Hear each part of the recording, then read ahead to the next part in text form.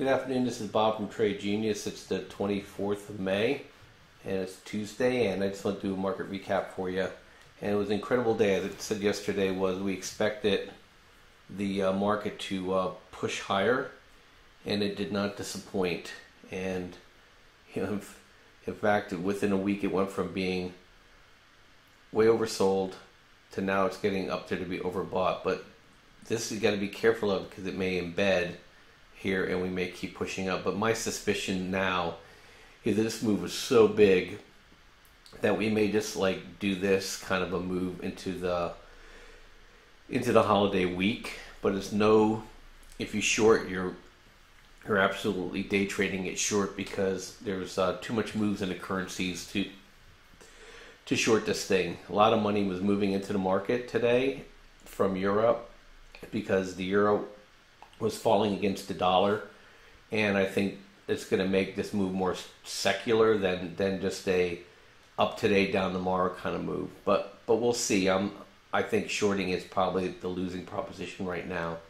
You know what moved was, as I told folks, then in sector review is that going into June.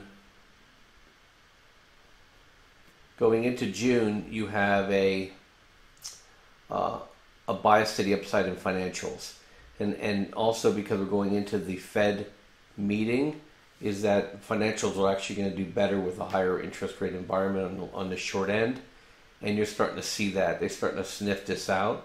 We got in at 23.30, and we're staying there, and biotech is also getting a great move today too.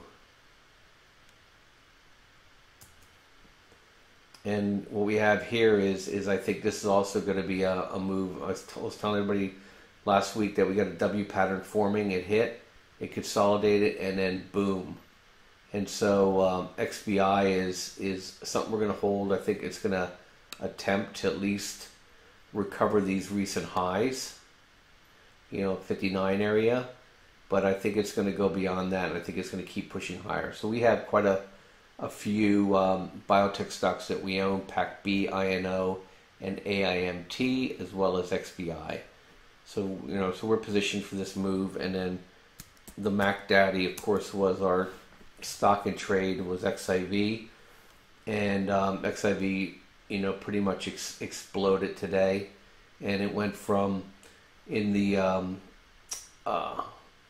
low 28s, I think 28.50 overnight, to I think got as high as 30.20 area, 30.14. No, I'm sorry, that was the last candle. This candle here I think got up to as high as 30.29. So XIV rewarded us today, and this is how I play long SPY. And now that I got a signal for my call credits, I started buying, I should say I started selling credit spreads for next Friday. So I put one on today, 210.50 to 212.50, and I'll probably do another one when this kicks back down, and then I'll be fully positioned for next Friday. Because I think the big move was made in SPY, and it may drift up to my price, but statistically tells me that I'll get a move down enough, or enough of the premium will come out of it that I'll walk away with a profit on it. It's so far it's been batting 1,000, and we'll just see if that continues into next week.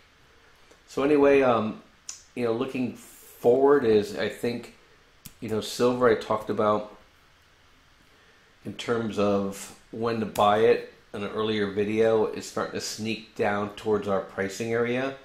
It's the 1465 to 1524 area.